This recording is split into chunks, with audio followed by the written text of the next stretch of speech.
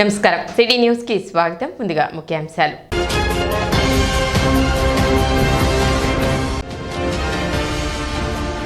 పట్టణ ట్రాఫిక్ క్రమబద్ధీకరణకు వినూత్న ప్రయోగానికి శ్రీకారం చుట్టిన తెనాలి పోలీసులు.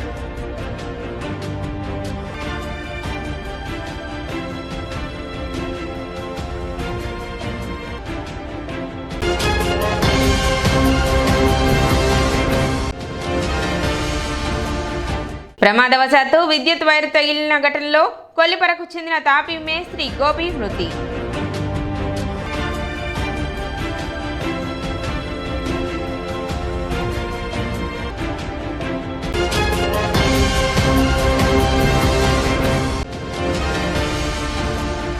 బుడంపాడు నారాకోడూరు రహదారిపై ఘోర రోడ్డు ప్రమాదం, 3 మహిళలు మృతి.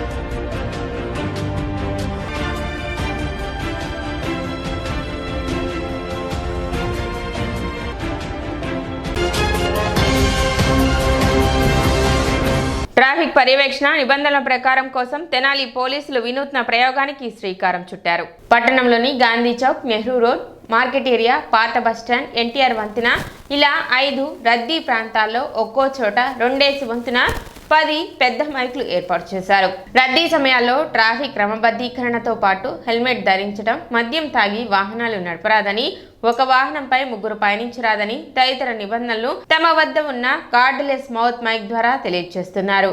పట్టణ ట్రాఫిక్ క్రమబద్ధీకరణ కోసం పోలీసులు చేపట్టిన ఈ ప్రయోగం ఎంతవరకు విజయవంతం అవుతుందో, దానికి పట్టణ ప్రజల సహకారం ఏ మేరకు ఉంటుందో వేచి చూడవలసిందే.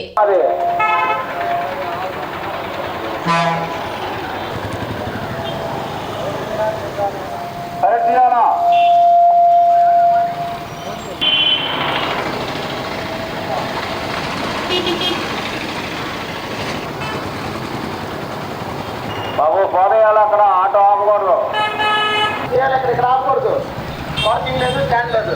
కానీ మొత్తం పని వెళ్ళిపోవాలి. బాయ్ నువ్వు కూడా వెళ్ళమ్మా, పని బైక్ పని రాని అమ్మా, నువ్వు కూడా బైక్ వెళ్ళమ్మా. బాయ్ పని అమ్మా, ఇక్కడ పార్కింగ్ లేదు. బాయ్ పట్టుకెళ్ళే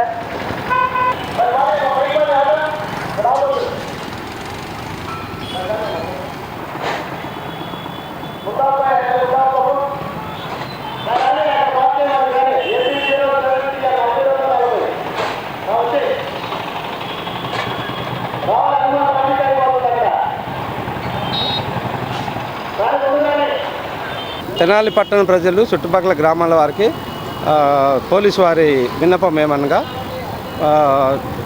గుంటూరు ఎస్పీ గారు మరియు తెనాలి డిఎస్పీ గారు ఉత్తర్వుల మేరకు వాహనాలు రద్దీగా ఉండటం వల్ల మెయిన్ రోడ్లలో మరియు కూడల దగ్గర మరియు బ్రిడ్జీల పైన బాగా వాహనాలు రద్దీగా ఉండడం వలన అడ్రస్సింగ్ సిస్టమ్ అని మైకుల ద్వారా మరియు మౌత్ పీస్ ద్వారా తెలియపరచడము.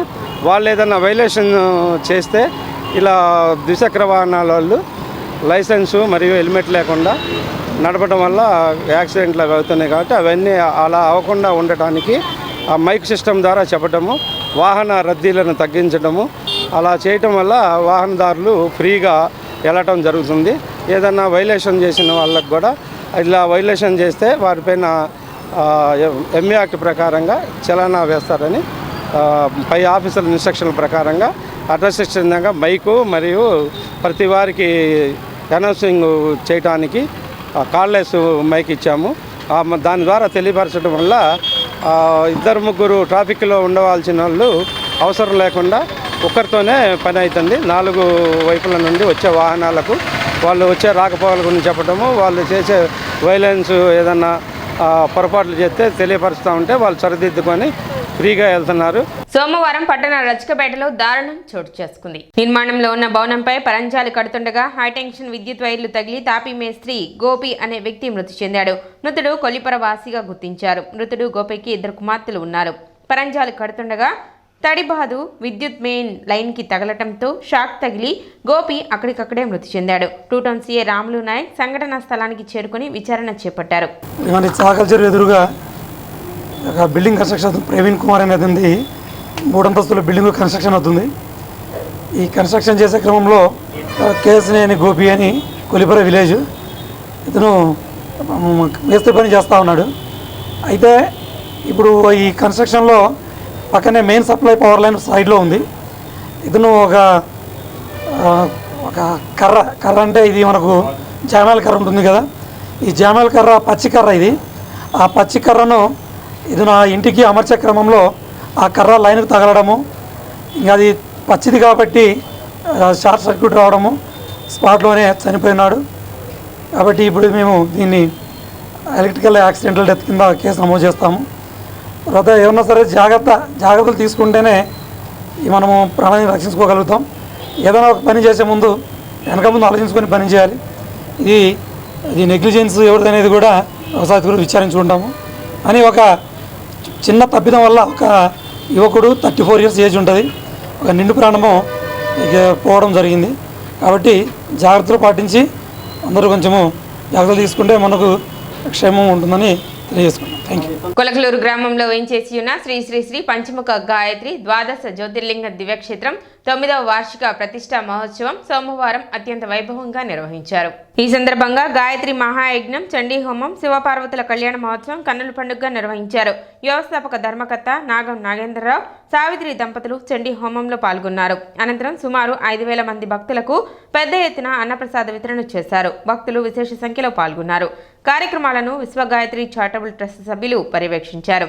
కార్యక్రమంలో వ్యవస్థాపక ధర్మకర్త నాగం నాగేంద్రరావు, శాశ్వత అధ్యక్షులు నంబూరు వెంకటకృష్ణమూర్తి, కార్యదర్శి ఎర్రంశెట్టి హనుమంతరావు, కోశాధికారి వెలువెల రమేష్ బాబు, ఉపాధ్యక్షులు కల్లం రామపుల్లయ్య, సంయుక్త కార్యదర్శి జొన్నాదుల వెంకటేశ్వరరావు మరియు ట్రస్ట్ కార్యవర్గ సభ్యులు పాల్గొన్నారు.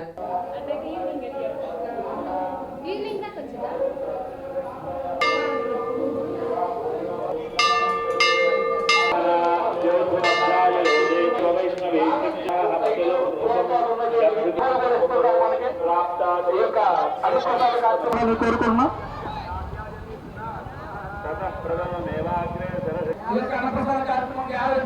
సమర్పించి ఉన్నారు.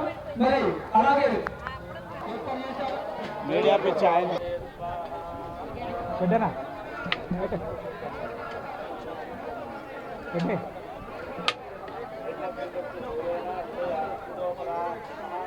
శ్రీ పంచముఖ గాయత్రి దేవస్థానం 9వ వార్షికోత్సవం సందర్భంగా భక్తులకు ఉదయం మార్నింగ్ పొద్దున 10 నుంచి అన్న జరుగుతున్నది.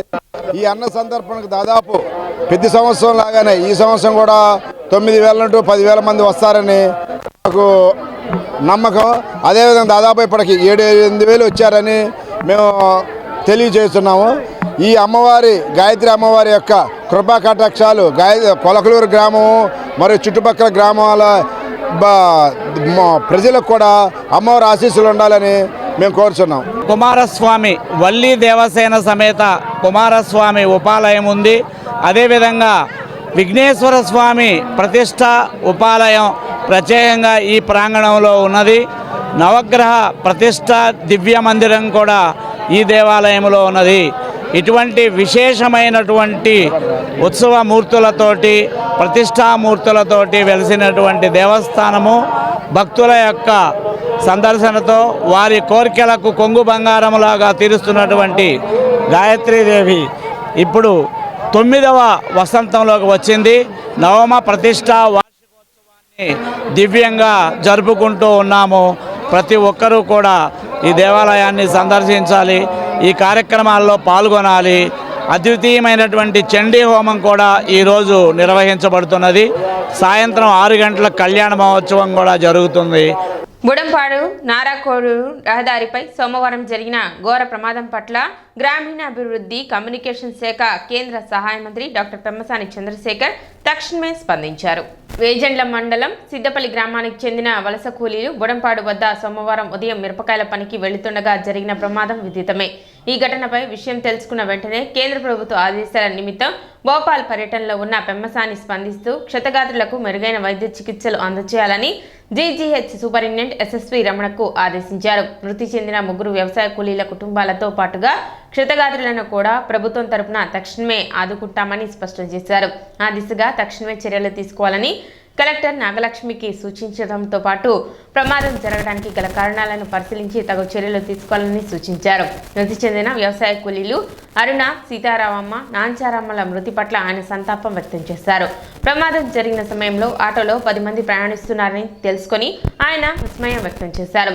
పరిమితికి మించి ప్రజలను తీసుకెళ్తున్న ఆటోలు, ఇతర వాహనాలపై చర్యలు తీసుకోకుండా రవాణా శాఖ అధికారులు ఏం చేస్తున్నారని ప్రశ్నించారు. ఘటనకు సంబంధించిన పూర్తి వివరాలను అందజేయాలని అధికారులకు పెంపసాని ఈ సందర్భంగా స్పష్టం చేశారు. ఇప్పుడు ఒక చిన్న విరామం.